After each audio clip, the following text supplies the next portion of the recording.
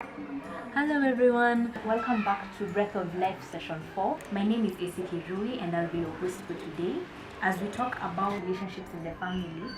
Last time we looked at the same topic from the perspective of us as children. And can you say that there are also some weaknesses that came from family interaction, from the relationship with your family? Yeah, that's a good question. Though it's not easy to point out the weakness, maybe because we don't like focusing on our weaknesses. But I can pick some of them, and maybe one was that because we used to be many at home, and I could not get anything I want whenever I wanted, because now there's that bit of parents knowing how to share. I mean, to give us small portions so that each one of us get what they want to get. But now I could not get the attention I needed, especially from my father. So like having that personal time to talk, like with him and all that, we didn't get that so much as individuals because we are very many. So the only time he could talk to us, it was when we are doing our devotion. Now that is the point where he could just talk to us all. But having a one-on-one, it was very rare. He's busy and we are many. So it was almost like if he wanted to deal with one-on-one, then he needed to have enough time. So we lacked that personal time with our father. Our mother was good at it because mothers have their own strength, which is very different. They can multitask, but our fathers are a bit different. So it's a weakness which led me to lack of the approval of who I am, my identity, and it led to low self-esteem, self-confidence, and achieving. So I did not have enough time for him to say, my son, you're like this, and even him to get involved in what I do daily, because we are many. That's the big point. We are many, and he's busy.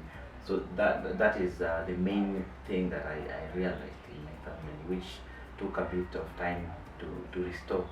Even to restore that bond with him was not easy. Yeah. Well, that must have been a difficult experience for you to have gone through. But I thank God that you're saying that you restored that relationship with your father.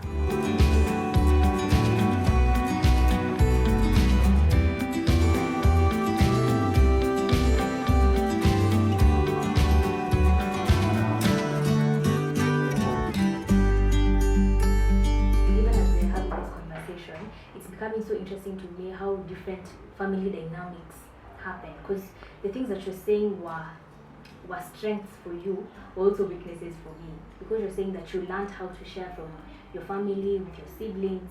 For me, it was the opposite because I was alone. So I had to teach myself to share through with my friends at school because at home I was alone. Like things were brought to school. Did you also have conflicts with your parents at any one point in time? Yes, I have several incidences where I had some misunderstanding with my parents. And as I said earlier, when I do something wrong, there's a lot of punishment. So punishment comes with conflict. I also hate to react, and I also say that I was one of a black sheep in my family, the kid who's always misbehaving. And also now when it reached to teenagehood, adolescence, now I became a bit rebellious. I could not even hear what they are saying. They're becoming old school, and they were always frustrated by that because I'm the first one. They expect me to do things in the right way, and yet I'm the one doing it the wrong way. So it was hard. So there was a lot of conflict. Yes. Okay, but how did you handle this conflict with your parents? In the first place, I used not to understand them, which was now what was accelerating the problem. I used not to understand them. I tell them I want this, they don't want me to have it because they think I should do this. So we are thinking in different dimensions. They are parents, I am a child, so I just want my rights. So I started understanding them, and that was not the beginning of dealing with the issues.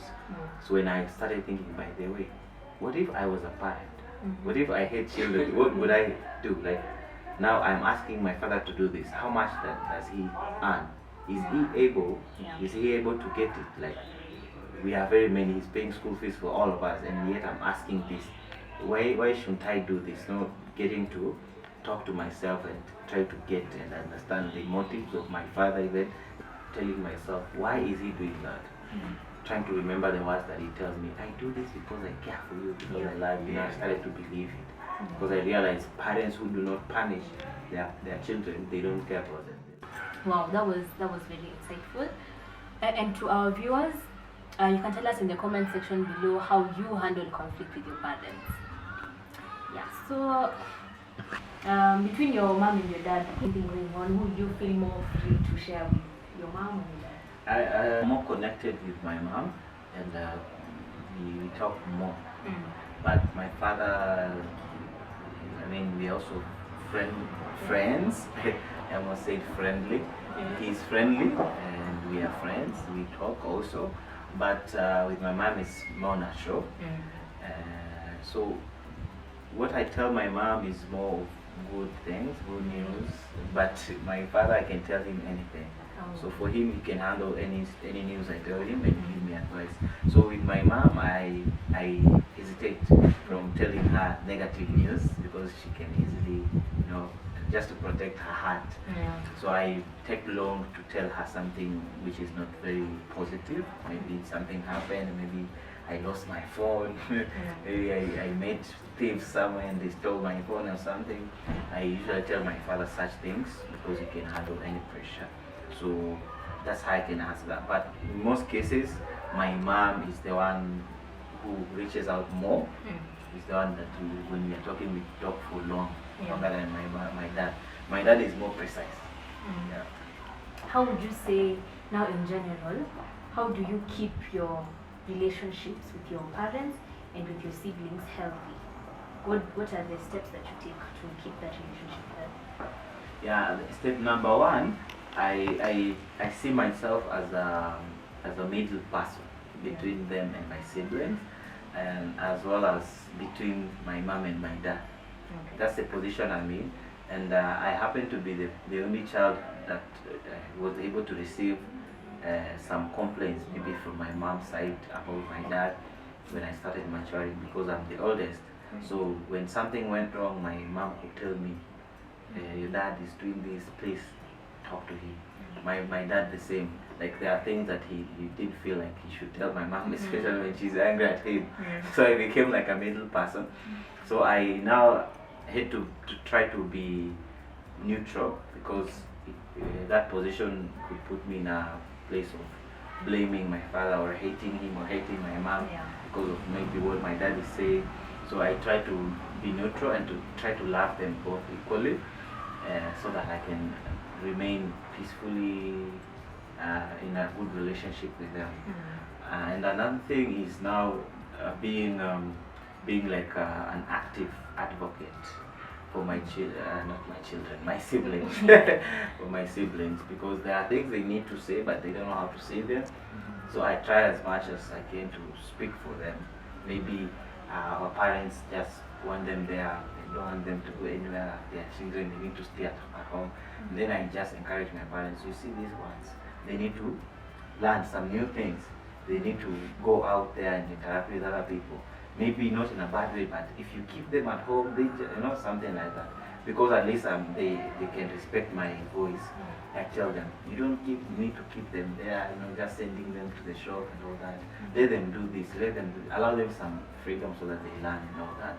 And also another thing is to be like a mentor to them and try to see what they're not doing well as far as the relationship with my parents are concerned, and try to coach them. I tell them, I've been there. You're a teenager, my mom tells you something and you just get angry, why me? Why always me? Why tell me not, why, yani hataki ni chat na watu, all those things. Tell them, no, it is her right, she's your mother, so usikasirike, relax. So this is how you do it. I just guide them slowly. because at least I understand they are in a stage that I was in, and my parents, I'm not in their stage, but at least I understand them at this point. Because I see now, because I'm a grown up, I see whatever they used to tell me, it was because they love me. So I create understanding between them and my parents, which is now the very, very important part of my position as a firstborn in the family, and also as a person who has people who are looking up on me as my younger siblings. Okay, wow, I can see that you're really playing your role as a firstborn very, very well. So now, I think this brings us now to the conclusion of the session for today. So now, what would be your parting shot to the young people now watching us? What I would like to tell the people who are listening or who are following us, and especially the young people, is that it is a blessing to grow up in a family, but if you are not careful, maybe the experience that you have may not be very good. So it is for you to come up with a strategy so that you experience your time with your parents, your time with your siblings. It is very important to understand your parents in whatever they say, because they have been where you are today. Sometimes you tend to think that they are putting a lot of pressure on you, but it is not the case. But when you come to the level of understanding them, you will get to know why they are telling you whatever they are telling you. Another thing is that it is good to always create a harmonious environment within your family, especially with your siblings, so that you are able to grow together and create experiences that you will always remember when you grow up, so that you will not always remember negative things that they did to you or you did to them. Creating that harmony is very, very important. Another thing is that you can be able to create a good relationship between your siblings and your parents. You as a sibling, maybe you don't have to be a firstborn, but as no matter the position that you are in the family, you can always be in that point of observing that my younger sister or my elder brother is not doing what is right. I should tell them to do what is right because our parents want this and all that. So that kind of intention will help you grow a healthy relationship among you as siblings and among you and your parents. And that is what I desire that you also learn as I keep on learning and as I have done it in the past with my siblings and with my parents. Thank you for joining us for today's session. I've been your host, Essy Kirui, with our guest Baraka Espoir. Please make sure to like, subscribe, and share our videos. Until we meet next time, God bless.